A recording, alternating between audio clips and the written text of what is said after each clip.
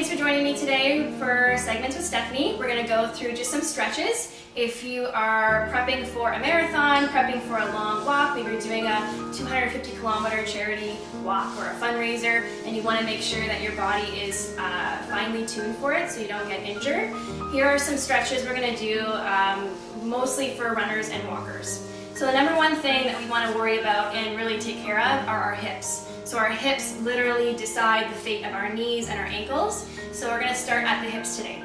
So what we're going to do is something called a runner stretch, actually, funny enough. We're going to bring the leg behind, keep our knees together, and we're going to go down. So in yoga they call this saddle pose, but just an exercise we call it the runner stretch. So if you have a lot of pain in the knee, you can definitely double up your mat here and just give it some support or use a pillow. If you find that the knee hurts, you can also bring the leg out like this, just the toe in a 90-degree angle. So you can head back. If you have it available to you, you can go all the way down. And you can hold this. So whatever's comfortable for you. You really want to feel some hip extension in through here. Maybe you might even get a quad stretch. But you want to hold each stretch for about 20 to 30 seconds at least. If you can hold it for a minute, that's really good. So that's the first stretch.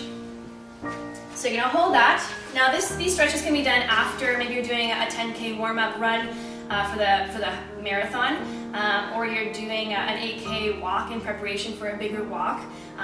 You can do these after every session, after a workout. You can do them in the morning, whatever you want. But I'd say 2 to 3 times a week at least. So before we switch over to the other side, we're actually just going to lean forward and do a hamstring stretch.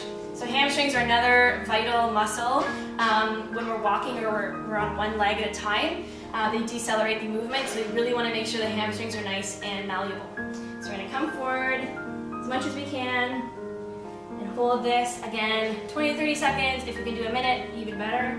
Just breathe, try to relax the muscle. That's the biggest thing. Don't feel like you're resisting it. Hold that.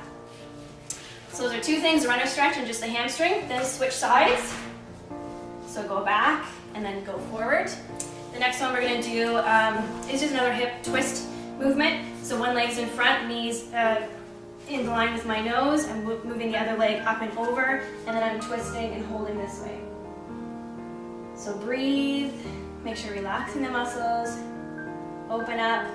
Again, same thing, 20 to 30 seconds or a minute if you can. Hold that. Then we're going to switch sides. The other leg in. One hip will no doubt be more resistant than the other, and that's totally normal. So don't get worried with that.